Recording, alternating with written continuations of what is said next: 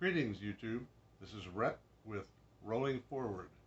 And today I'm going to speak about the morning of the accident. So it is Saturday morning. The accident, the automobile accident, actually takes place on Saturday afternoon. So it's Saturday morning, the morning after the urinal, and I'm at home. I did not see my mom when I got home from the sock hop on Friday night. So it's Saturday morning, and I get up, and there's my mom at home, and it's my first opportunity to ask her if I can go on this trip uh, to the Colorado River with several friends. So I ask her and tell her who's going, uh, whose car it is, and so forth. And she reluctantly says, "Okay, you can go ahead and go." Well, I'm pleased. I'm very happy. So I immediately go out to our garage where there is a cupboard with groceries and foodstuffs kept. And I get a big paper grocery bag, and I start filling it up with mostly canned food, almost exclusively, in fact, canned food, aside from one loaf of bread. And I pack up some, cans of soup, chili, stew, and so on, really high quality camping food, um, and a jar of jelly, a big, new, unopened jar of Welch's grape jelly. And it's all in a paper shopping bag. It's somewhat heavy, not backpacking style, but we're not going backpacking. We're going car camping, and frankly, girl looking. That's the plan. So I'm pretty happy. I got my stuff together. I go in my room, pack one of my athletic bags, gym bags, with the basics, um, some long pants, some short pants, some trunks, a couple of t-shirts. That's about it. I don't remember if I took shoes. They probably wouldn't be needed. We anticipated. And so I'm packed, ready to go camping. And I say goodbye to my mom, thank her for letting me go, and I walk over to my friend's house who owns the car. He lives about 4 or 5 blocks away, neighborhood blocks. It's a easy, pleasant walk. I have a grocery bag cradled in my arms. I have a small gym bag with the minimal clothing requirements, and I'm walking over to his house. I get there. There are already 2 or 3 guys there, and we are awaiting some more to arrive. And the car will ultimately take off from his house this morning. It's mid to late morning now, I guess. And pretty soon, all 7 of us have gathered um, for the ride. And we take off, head away. It's probably about 3 miles to the freeway.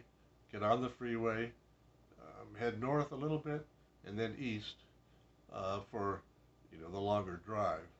Well, it's not too long as we are proceeding east on the freeway, and we got pulled over by the cops, by CHP, California Highway Patrol.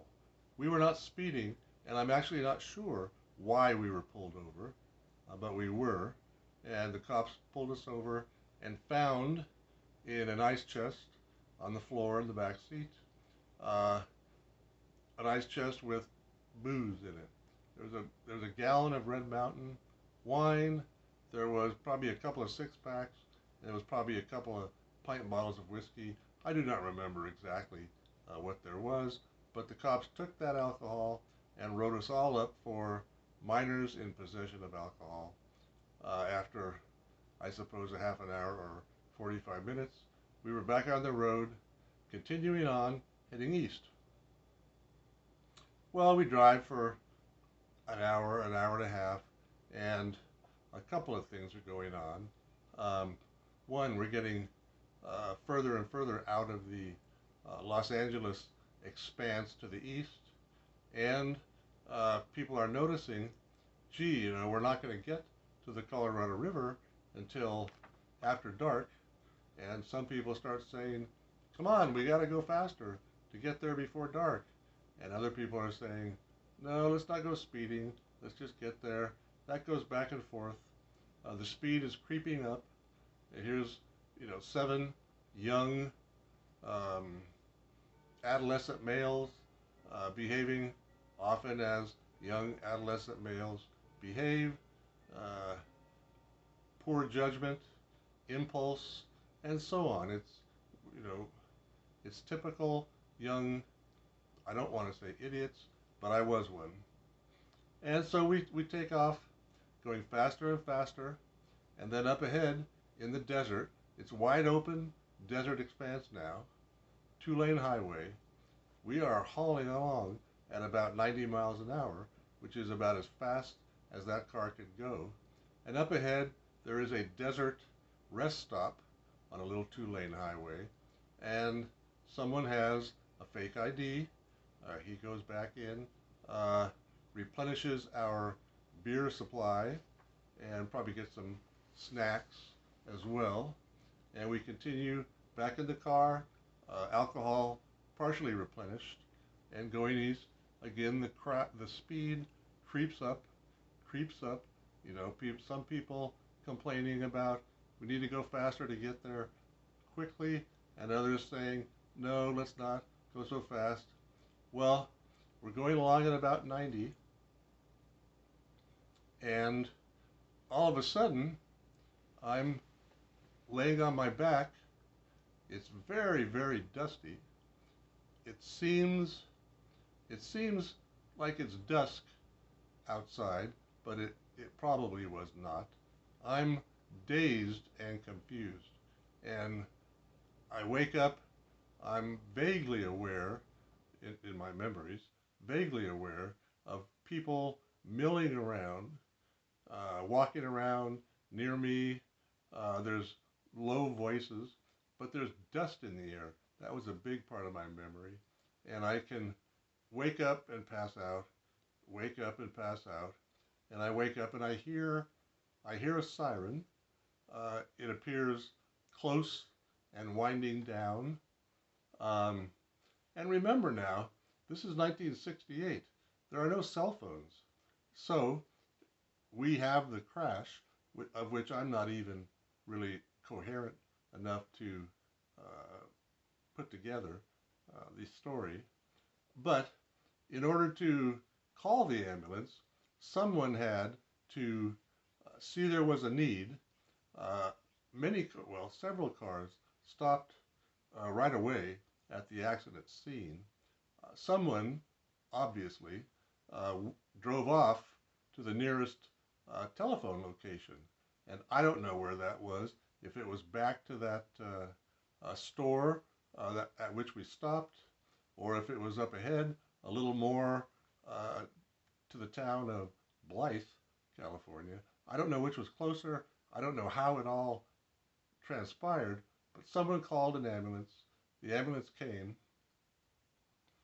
After hearing the siren winding down and some perception of a flashing red light was there. Again, I'm in and out of consciousness. The next thing, I wake up and I'm in the back of a car, the ambulance, apparently laying down, which I was. And we're going, as it turns out, to a small hospital in the desert, the first of several on that night. And I think we'll probably leave it there, and we'll talk a little bit more in a subsequent video about the initial hospital and medical care on that first day and evening and the day after. So I think we'll leave it here for today, and I want to thank you all for watching, and I want to encourage you and invite you to come back. And so YouTube, ciao.